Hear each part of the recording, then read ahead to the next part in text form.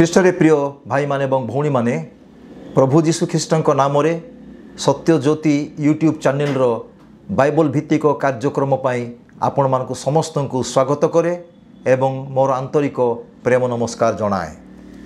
ଆପଣମାନେ ଜାଣନ୍ତି ଯେ ସତ୍ୟ ଜ୍ୟୋତି ୟୁଟ୍ୟୁବ୍ର କାର୍ଯ୍ୟକ୍ରମ ପ୍ରାୟ ବାଇବଲ ଭିତ୍ତିକ କାର୍ଯ୍ୟକ୍ରମ ଏବଂ ପ୍ରାସଙ୍ଗିକ କାର୍ଯ୍ୟକ୍ରମ, ପ୍ରାସଙ୍ଗିକତା ସହିତ ଏହି କାର୍ଯ୍ୟକ୍ରମକୁ ପ୍ରସ୍ତୁତ କରାଯାଇଥାଏ। आमाने विगत दिन गुड़िकरे आमाने एई प्रभु जीशु ख्रीष्टंकर दुख भोग सप्ताहर अनेक विषय आमाने देखिचु। आज आपण मानकु मु माथ्यू लिखित मंगल समाचार रु किछि अंश मु आपण मानक सम्मुखरे उपस्थापन करिवा पई चाहे। आपण माने पाई परिवे माथ्यू लिखित मंगल समाचार तार 21 अध्याय 18 पदरु 22 पदर शेष पर्यंत एई जगार आपण माने देखिबा पाई परिवे प्रभु जीशु ख्रीष्ट जेरुसालेम मंदिर को परिष्कार करिबा परे से दिन संध्यारे से बेथानी को फेरिले एवं बेथानी को फेरी आसिला परे तहियार दिन सकाळे से पुणी जेरुसालेम को फेरिबा रास्ता रे से गोटे डिम्बुरी गछ देखिले एवं से डिम्बुरी गछ रे किछि फल खोजिले, किंतु डिम्बुरी गछ रे फल नथिबा हेतु से डिम्बुरी गछ को से अभिशाप देले, जद्वारा डिम्बुरी गछती किछि समय पर धीरे धीरे सुखिबा पाई आरंभ कला। एई कथा माथ्यू 21 अध्याय 18 पदरु 22 पद भितरे लेखा जाइछि। तेबे मोर प्रिय भाई भौणी माने, एई घटनाटा रविवार दिन हैला विजय यात्रा एवं सोमवार दिन सकाळर घटना प्रभु यीशु ख्रीष्ट एई घटना आश्चर्य कर्म करिसंती। तेबे डिम्बिरी गछकु प्रभु यीशु ख्रीष्ट काहेकि अभिशाप देले, कहीं प्रभु यीशु ख्रीष्ट डिम्बिरी गछ को अभिशाप देले, एई गोटे विषय अल्प समय आमने चिंता करिबा। प्रभु यीशु ख्रीष्टंकर मूल उद्देश्य थिला डिम्बिरी गछ को अभिशाप देवा पछरे प्रभु यीशु ख्रीष्टंकर गोटे आध्यात्मिक चिंताधारा थिला। डिम्बिरी गछ को बाइबल रे इस्राएल लोक मान सहित तुलना करा जाइछि, जिहुदी लोक मान सहित तुलना करा जाइछि, जद्वारा इस्राएल लोक मान भितरे इस्राएल लोक माने उपयुक्त फल फली पारिले नाही। जो उपयुक्त फल फलिबा निमंते परमेश्वर इस्राएल लोक मानकु मनोनीत करथिले, से माने उपयुक्त फल फली न पारिबारु जेतले से ए विजय यात्रा रे देखुचंती जे विजय यात्रा रे प्रभु यीशु ख्रीष्ट निजको मसीह बोली उपस्थापन करिबा पाई, निजको ईश्वरकर पुत्र मसीह बोली इस्राएल लोक मानक पाखरे मंदिर सम्मुख में उपस्थापन करने जनइबा तांकर यात्रा थिला। जेरुसालेम को परिष्कार करने निमंते यात्रा नथिला, आवश्यक पड़िला जेरुसालेम को भितरे परिष्कार करने पाई, कारण जेरुसालेम मंदिर भितरे व्यवसाय कर्म कर चलीथिला एवं टंका को क्रय विक्रय करुथिले एवं मेष मानकर काप्ता मानकर किणा बिका कार्य करुथिले।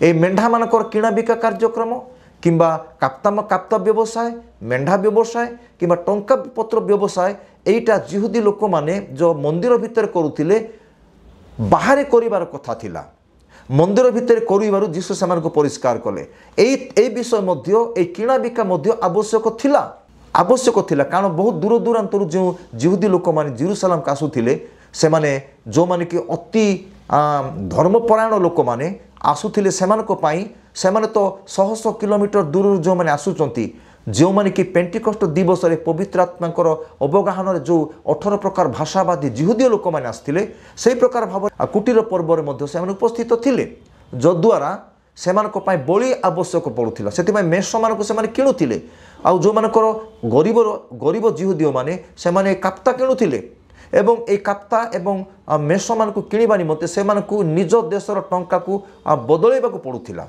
सेतिपय जिहुदी लोक माने बाहर एई कार्य करिवार आवश्यकता थिला, अनावश्यकता नुहे, किंतु मंदिर को परिष्कार करिवार उद्देश्य को नहीं वर्तमान जो प्रचारक माने ए दिन गुड़िकर मु शुणुथिली यूट्यूब कार्यक्रम रे अनेक बड़ बड़ प्रचारक माने प्रचार करथिले जीशु जेतिकी मंदिरर जिहुदी मान को गाली करिसंती, एही प्रचारक मैंने ताठ अधिक मंडलीर विश्वासी मान को गाली करिसंती अधिक भाव में।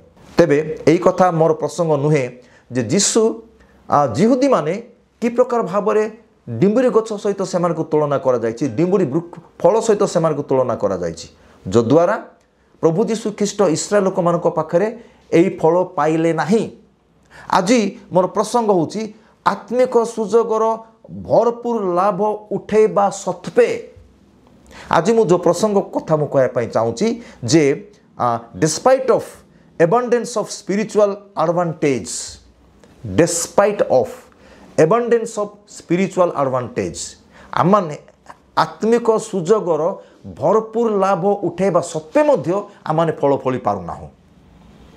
आउ थे कहीदे जे आत्मिक सुजोगर भरपूर लाभ उठेबा सत्वे मध्य आम फल उत्पन्न कर पारुना। जिहुदी लोक माने प्रभु जीशु पिता परमेश्वर को आत्मिक लाभ अनेक उठे ता सत्वे मध्य से माने फल फली पारिले नाही, जहाँ जे आम जीवन में मध्य अछि। तेबे जेतले प्रभु जीशु ख्रीष्ट 21 अध्याय 18 पदरे से पुनर्बार नगर को बाहुड़ी जीवा समय क्षुधित हेले, से पुनर्बार नगर को बाहुड़ी जीवा समय क्षुधित हेले बोली 18 पदर लिखा जाइछि। माथ्यू 11 पर्व 12 पदरे मध्य ठीक से कथा लिखा जाइछि। किंतु माथ्यू 21 पर्व 1 पदरे केते जगार नाम गुड़ाक से जगार लिखा जाइछि। गोटे होछि बेथफागी, आ गोटे होछि बेथानी, आ गोटे होछि जीत पर्वत। जेतेबेले जीशु ख्रीष्ट बेथानी जेरुसालेम आड़ को यात्रा करुचंती तहियार दिन से बेथानी रु यात्रा करुचंती। बेथानी रे रात्रि यापन करथिले, बेथानी रु बाहरिले एवं बेथानी रु बाहरिकी जीत पर्वतर निकटवर्ती बेथफागी नामक गोटे ग्राम रे से पहुँचिले एवं हठात से जगार से शिष्य मान को आदेश दौरान जेरुसालेम को जीवा पाई। तेबे मोर प्रिय भाई माने एवं भौणी माने बेथफागी तार अर्थ होची डिम्बिरी फलर भंडार गृह।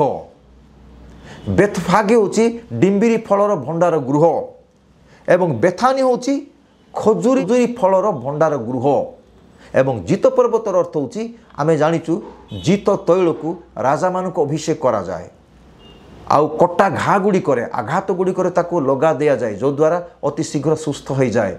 अनेक जीत तैल रे औषधीय गुण गुड़ाक रही। जीत तैल एक अति दामिकिया मूल्यवान तैल जहाँ राजा मान को मध्य अभिषेक करा जाए। तेबे ए प्रकार गोटाए स्थल रे जीशु ख्रीष्ट पहुँची जदिओ ताहा बेथफागी डिम्बिरी वृक्षर घरर भंडार किंतु से किसी फल ना। ए प्रकार गोटे जगह को पहुँचले जहाँ हूँ बेथानी खजुरी वृक्ष फलर गोटे भंडार घर कि से किसी फल ना। सेतेबेले प्रभु जीशु ख्रीष्ट सही जगार एक आत्मिक सचेतन पाइले, आत्मिक बोध पाइले, गोटे स्पिरिचुअल सेंसिटिव जे इस्राएल लोक माने सबु थिबा सत्वे फल फली पारु नाहांती। तेणु मोर प्रिय भाई माने एवं भौणी माने आउ इस्राएल लोक मान को कहीं जीशु ख्रीष्ट एक डिम्बिरी वृक्ष सहित तुलना कले एवं अभिशाप कहीं दौचे एमान को अभिशाप देवा परिवर्ते डिम्बिरी वृक्ष को से अभिशाप दौरान एवं कहीं डिम्बिरी वृक्ष को बा इस्राएल लोक मान को से इस्राएल लोक मान कौ गुण थिला जे इस्राएल मान प्रति प्रभु क्रोधान्ध होइथिले। इस्राएल माने मोयाबीय कन्या मान सहित व्यभिचार करुथिले, अनैतिक संपर्क से माने रखुथिले एवं मोयाबीय मान सहित मिलामिशा करुथिले। द्वितीय इस्राएल माने मोयाबीय मान सहित बाल प्योर नामक देवता को से माने पूजा करने को लगिले। बाल प्योर नामक देवता को माने पूजा करने को लगिले। एपरिकी मिदियनीय मानकर मिथ्या देवता को मध्य इस्राएल लोक माने पूजा करने को लगिले, जहाँ को बाल प्योर बोली कहा जाए।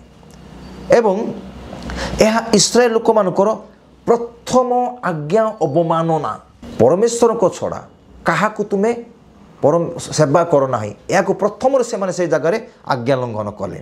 यार अर्थ आत्मिक फल शून्य समाज इस्राएल, जहाँकि माथ्यू 2 पर्व 8 पदरे मध्य लिखा जाइछि एवं जोएल 1 पर्व 7 पदरे मध्य लिखा जाइछि जे डिम्बिरी वृक्षर छाली छड़ाइबा निमंते प्रभु कहिचंती।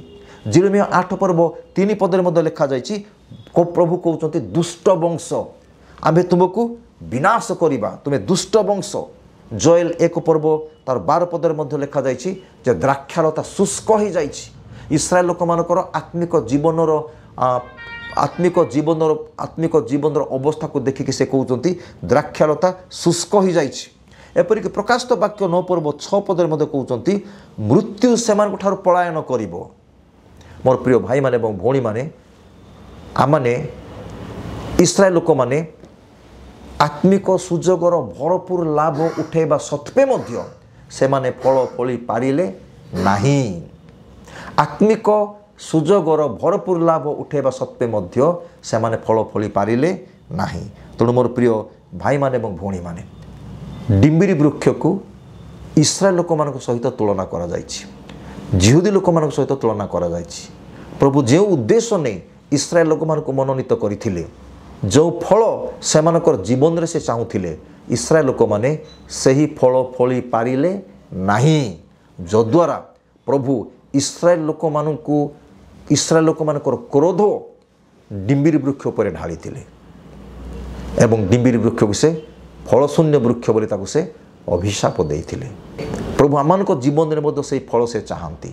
आउ थे मुझे प्रसंग को दोहराइबा पई चाहे आत्मिक सुजोगर भरपूर लाभ उठेबा सत्वे मध्य आमाने फल शून्य होइछु। जो दिन ठू आमाने प्रभु को पाइलु, प्रभु जीशु ख्रीष्ट को व्यक्तिगत त्राणकर्ता भाव में ग्रहण कलु, प्रथम आमानकर पाप क्षमा हैला, आमाने ईश्वरकर संतान भाव में ख्यात हेलु, आमाने तांकर धार्मिकता प्राप्त हेलु। प्रभु आमान को निजर संतान बोली आमान को घोषणा कले एवं आमाने सामाजिक जीवन में मध्य आमानकर चलणी, आमानकर रीतिनीति, आमानकर प्रत्येक सभ्यतारे परिवर्तन आसिला। ए समस्त परमेश्वरकर अनुग्रह पाई सारिला परे मध्य आमाने आत्मिक सुजोगर भरपूर लाभ उठेबा सत्वे मध्य ख्रिस्टियन हिसाब रे, विश्वासी हिसाब रे आमाने फल उत्पन्न करी पारुनाहु। मोर प्रिय भाई भौणी माने आमाने फल बानेबा पई चेष्टा करिबा। प्रभु आमानक समस्त को आशीर्वाद करंतु। आमेन आमेन। धन्यवाद।